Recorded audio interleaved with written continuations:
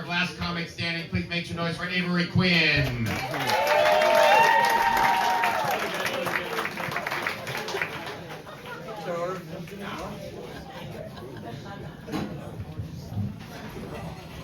Didn't mean to disappoint you guys.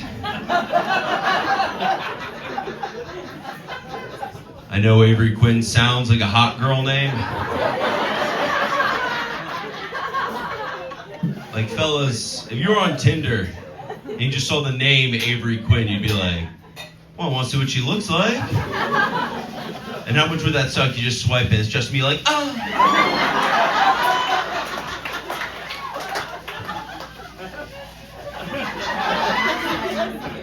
Everyone paid a ticket, everyone gets a look. As you guys might have discovered there, I'm fat, and the thing is, it's tough because eating is my vice. I don't drink all that much, I don't do drugs, so it's tough. And I'm worried if this comedy thing works out and I get successful enough to have like my A&E behind the music style documentary, it's gonna be boring, Like the cool edgy ones are always like, he just got out of rehab, he was doing his best stuff. And then drugs and alcohol came back into his life. And it was all over. And mine would be like, he just got off of Weight Watchers, he was doing his best stuff. And then Endless Shrimp came back at Red Lobster.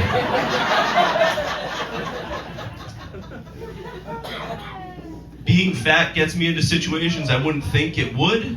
Like a couple months ago, my wife took me to see a psychic. She went to see me a psychic. 2 minutes into the reading, this lady goes, oh my goodness, you should jog more. You're gonna have heart problems in the future. I don't know how psychic you need to be to figure that one out. I started to get offended, and she was like, no, it's not me saying this. It's the spirits. That's what spirits are doing? They're just two dead guys in the corner being like, oh my God, he's still eating. You know what I mean?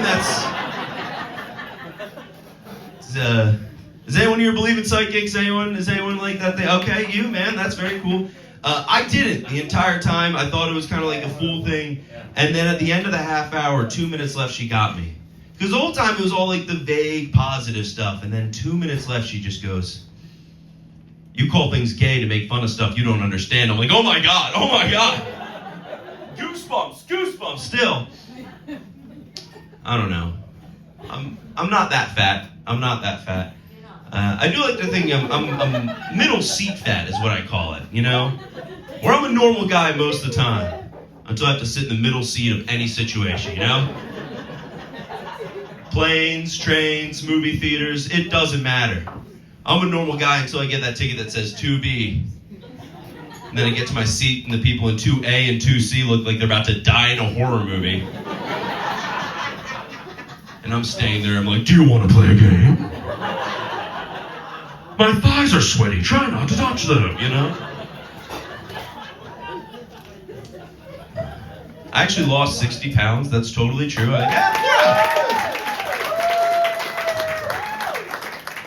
guys, and the thing is, I learned when I was at my heaviest, I was about 320 pounds, and I learned your body's like a car, you know what I mean? Like if you don't run it, you don't take care of it, and you don't put the right fuel in it, what happens to the car? That's right, it doesn't have sex for 3 years. Yeah, that's true.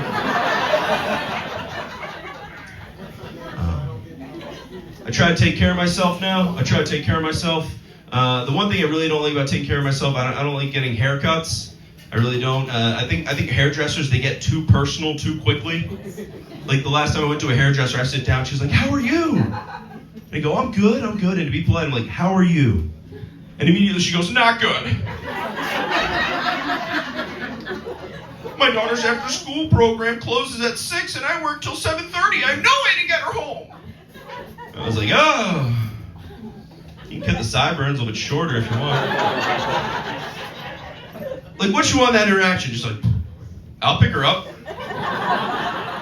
Then I go to the school. You, Sarah? Get in. No, it's fine. Your mom cut my hair today. Get in the car,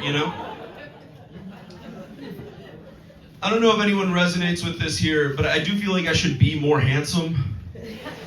Like God gave me all the parts to be handsome, but the proportions are off. Like, I'm 6'3", that's an attractive height.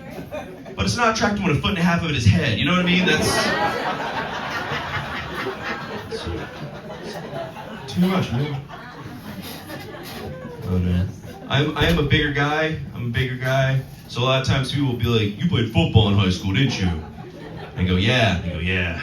You look like you played football in high school. And that's weird, right? 'Cause that's the only high school activity that you can do that to someone. I can be like, you did chorus in high school, didn't you? Yeah, you look like you were bullied. You know, it's... You did theater in high school, didn't you? Yeah, it looks like people thought you were gay. You know, it's... What I'm saying is it doesn't work. I mean, in his case, you know. But anyway, I actually did theater later in life, and I should have known I'd like it. Because when I go to block someone when I played football in high school, I just gave them jazz hands. I'd be out there like, oh! My dad's like, he's a killer. Mom's like, he's fabulous. Anyway, I love football. I love the fall. I love autumn. I just like the environment's my favorite season.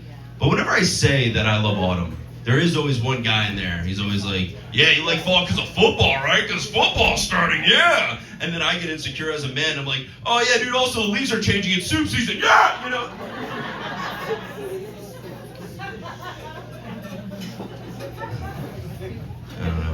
I don't know. I wasn't a great student in school. I wasn't a great student. I hated math class. You guys remember math class? Yeah. And the thing I hated about it is they had word problems. And word problems sucked because they marketed to us like, these are the problems that'll help you in real life. They never helped us in real life. Like, the word problem that would help you in real life is like, so your buddy failed his drug test and he lost his job. You lent him money. How long till you can ask for it back? Solve for X. That's...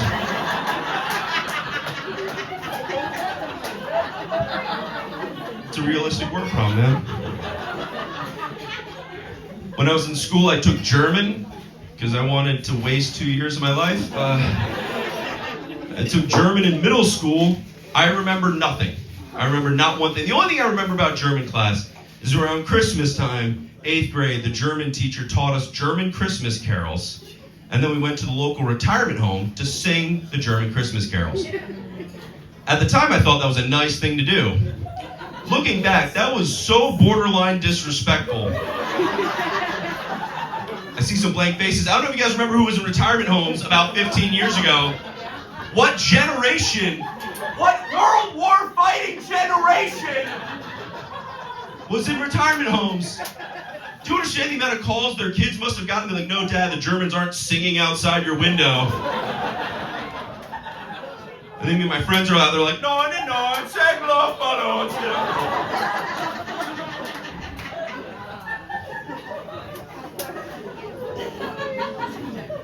Yeah. I had to go to summer school. Did anybody else have to go to summer school in here? Okay, a couple. Nice. All right. Was it because you were a bad kid or because you were dumb? Bad kid? Didn't do all. See, it's always the bad kids. They don't do the work. See, I was the latter. I was dumb, you know. And even now, whenever anyone finds out that you went to summer school, they always like to trade war stories.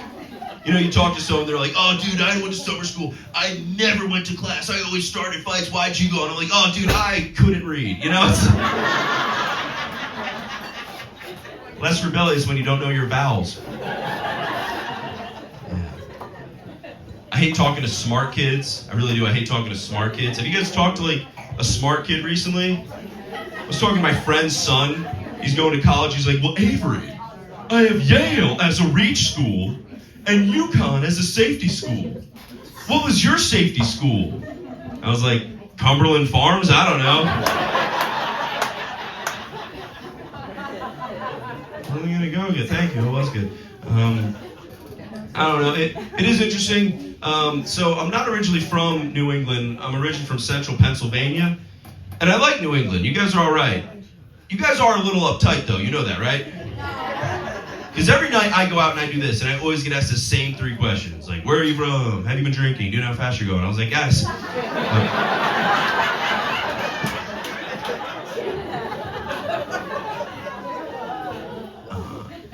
it is interesting about New England because like you guys have some of the nicest small towns, some of those beautiful coastline, some of the best seafood I've ever had is right here in New England, and that's totally true. Yeah, get over yourself, it's real.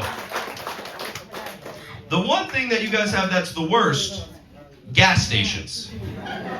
And I'm right. I don't know if you guys, has anyone ever been below New York? If you go to a gas station, you can get fried chicken, subs, burgers, all made to order, all 24/7. And at a New England gas station, you can get stabbed. So there's that. It's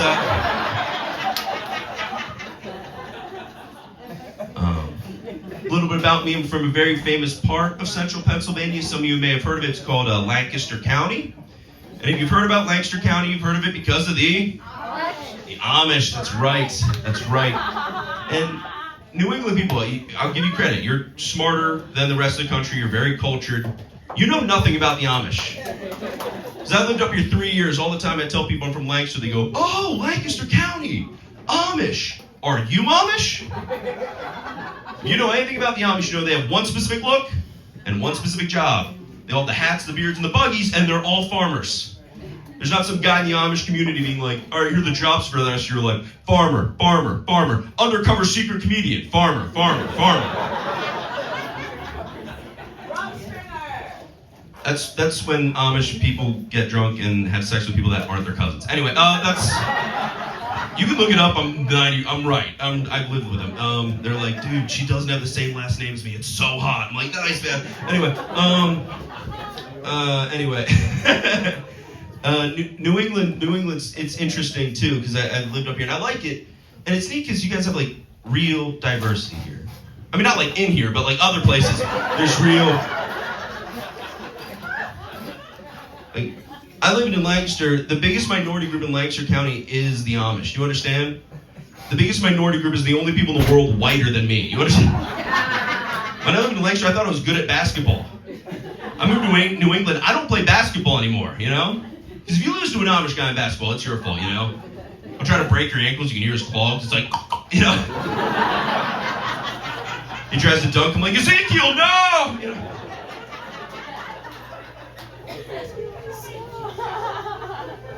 It's kind of neat. For my day job, both me and my wife, we both work in the sports industry. My wife works for ESPN in Bristol, Connecticut. That's pretty cool, right? Give it up for women in sports. Come on.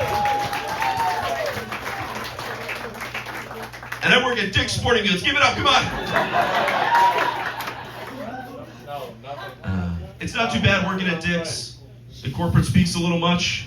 Like the other day, I went over to this manager. I'm like, hey, this customer, he stops. He goes, hey, in here, we call everyone an athlete. I'm like, right. Well, that athlete's mobility scooter died in footwear.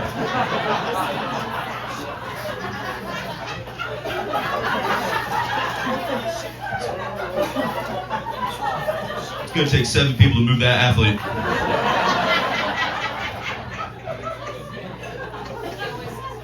They show us training videos at Dick's, which is weird, because the training videos are clearly for a better job. Training video starts, a guy comes on screen, he's like, Tom and Lisa just closed a big account. But you know Mark is taking all the credit. What do you do in this situation? No one at Dick's is closing a big account. What the video should be is that guy comes back on screen, he's like, Tom and Lisa are smoking weed on a ladder. But you needed to stock the top shelf. What do you do in this situation? I click C, join in. Anyway, something else I did for a while, I've been on TV a couple of times, mostly commercials. Big one I did, I was a serial killer in a true crime show. That's totally true, yeah. Lost Boys of Bucks County, 6 on-screen kills. Not a big deal, you didn't know you were famous. What's interesting though is I'm from Pennsylvania, so I have a friend who lived in Bucks County, Pennsylvania. So when it premiered, he called me and he goes, hey, we saw your show. And I was like, so what did you think? And he's like, it was pretty sad. Most of us knew the people in that town. And it's so hard to switch that conversation to like, yeah, but how did I do? You know, it's...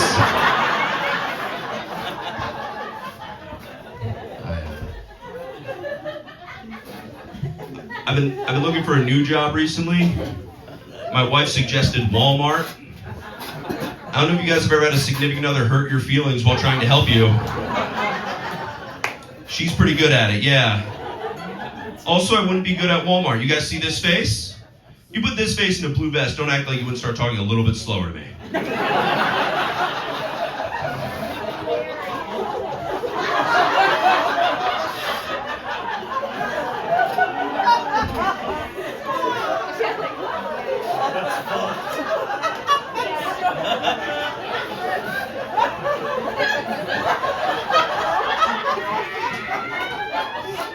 Some of you laughed too hard. That was mean. You go slowly, like, do you know where the paper towels are? Action!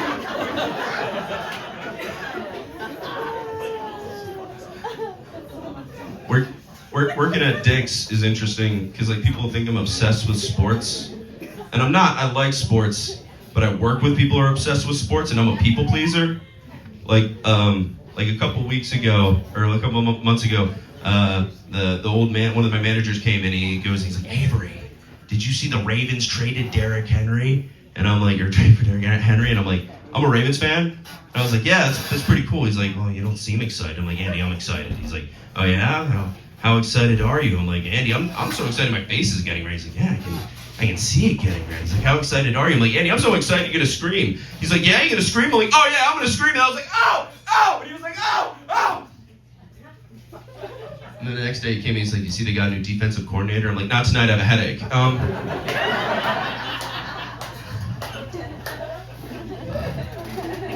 I have a wife, she's amazing. And yeah, okay. I did it,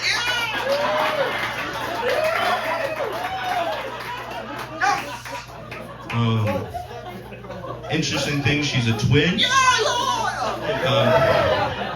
She's a twin, and it was interesting because I saw the other twin the other day when I went to her parents' house, and I saw what I thought was my wife standing in the living room alone.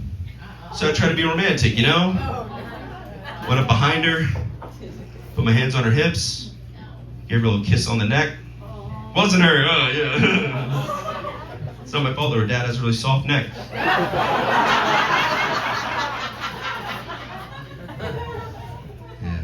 It is kind of interesting. Me and my wife, I find ourselves getting into arguments that I don't think I'd actually have, like some silly ones. Like recently she got a thing called permanent jewelry, forever bracelets. Ladies, do you guys know what that is, forever bracelets? For those of you that don't know what a forever bracelet is, it's a bracelet that they tighten against your wrists and they solder it together so you can never take it off. When she told me she got that, I was like, oh, it seems a little dumb, bit of a waste of money, a little dangerous. But then I thought about it, like 3 of my friends have forever bracelets. I mean, it took them 2 DUIs to get them, but they have forever bracelets, you know?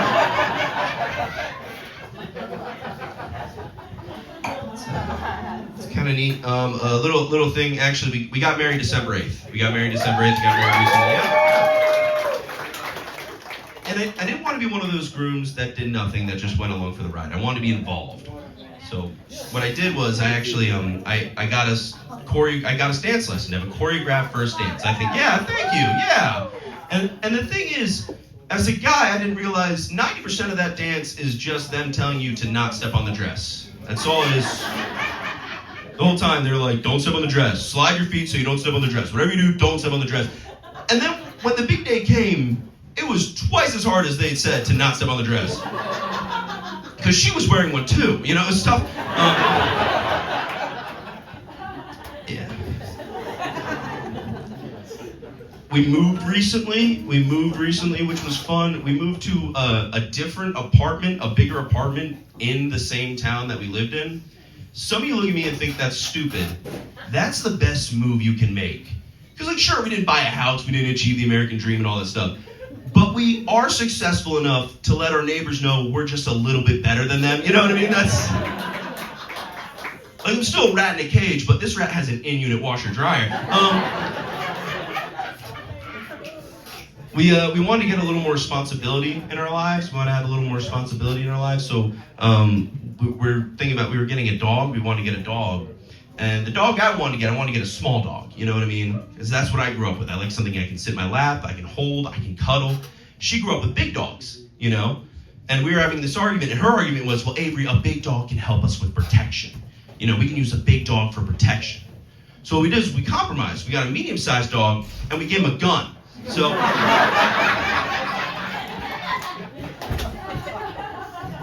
Yeah, it's fun. I'm a game of gun. Yeah, there we go. Sometimes it needs repeating. It's fine. Interesting thing. I think you guys will figure this out. I'm a silly guy. I am a silly guy, and I like being silly. It's fine. It's not helpful all the time. Like in the bedroom, that's the wrong time to be silly, right? Am I right? Yes. So I tried to do some self-improvement. I went on Esquire.com, and they said, women love an animal in bed. You want to be loud in bed, you want to be aggressive, you want to be an animal in bed. So I tried to take that advice to heart, you know? That night, me and my wife, we were getting intimate, and I thought about the arc. I'm like, okay, yeah, I can do this. So I closed my eyes, and the next thing I said to her was,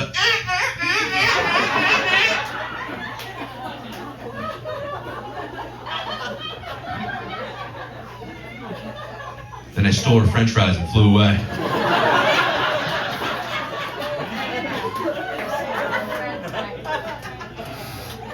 That's the only reason I need a drink on stage. It is. I appreciate you guys coming out to see the show, supporting local comedy. That is awesome. It's very. Give it up for yourselves. Give a hand to all the other comedians that you saw here tonight. This is a big day for all of us. Yeah.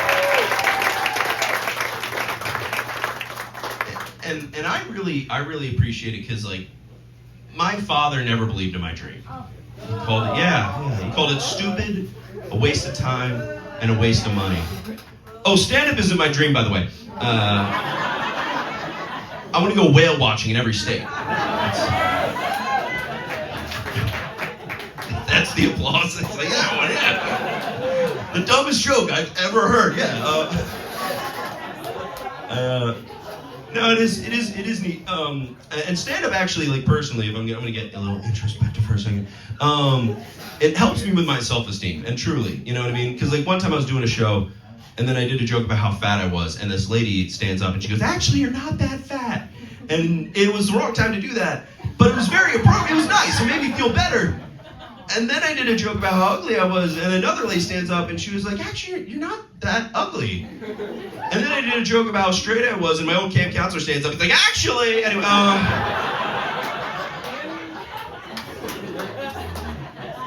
yeah, you thought I couldn't top the whale joke with dumb, but yeah, that's it is actually, my parents are super cool. They're very supportive. It's interesting because I give them a lot of credit, you know, because like they had two brilliant sons, and then they had me.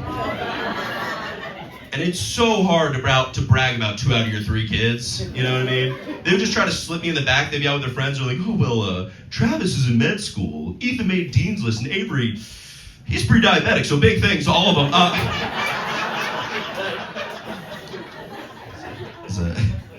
It is kind of interesting because when I was 9 years old, my parents had me tested to be colorblind, and then the lady walked out of the room and she was like, "Good news, your son isn't colorblind. He just doesn't know the names of colors." How is that good news? I was so dumb, people thought I couldn't see. You understand? That's a landmark. I'm in medical journals. I don't know. It is an interesting dynamic in my family because, like, out of my 3 kids, and out of us, we get bigger and dumber as we get younger. Like my oldest brother, he's 5'7" and he's a doctor. That's a really impressive job. That's also pretty short. You know, that's. And my middle brother, he's 6 foot and he's a chiropractor. Very normal. That's a great job too. You know. And I'm 6'3" and I lived out of high school with a D average. My parents told me they wanted 5 kids. Thank God they stopped with me, you know what I mean? Could you imagine that 5th son? They're like, "This is our 5th son, Fudd Quinn," you know? He's 7 feet, he can lift a semi-truck, but if you mention Reed, he'll get mad, you know?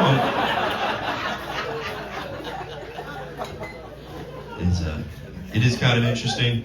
My family, they're pretty with the times, they're good people. The one thing that they're a little backwards on is tattoos. Tattoos, yeah.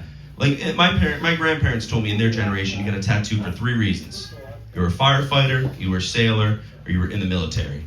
In my generation, we get a tattoo if we have a free afternoon, you know? I like to watch those two generations meet though. Just an older guy's like, see his tattoo right here? Marines, Vietnam, 64 to 68. And then my generation's like, oh yeah? Marching band, Northwest High, 2012 to 2015. What wins? My mom hates tattoos, man. She hates tattoos. And she always told me growing up, if I ever got a tattoo, she would drag me to a doctor's office and demand they laser remove it on the spot. That's why I want to get a tattoo that says, my mom supports St. Jude's Children's Hospital.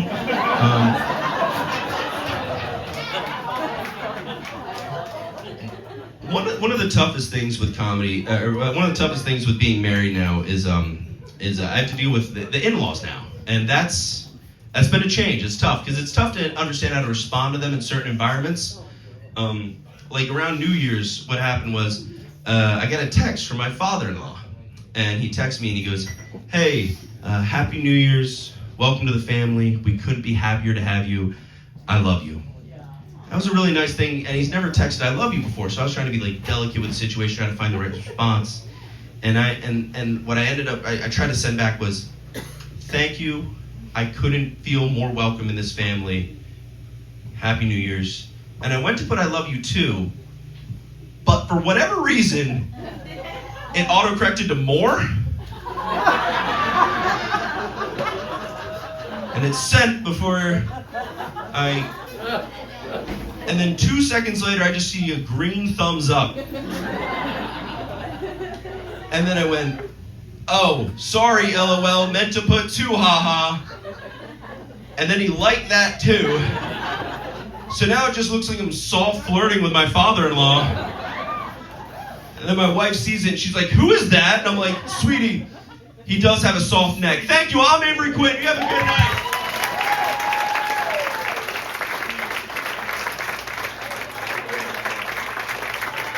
Guys, please, one more time.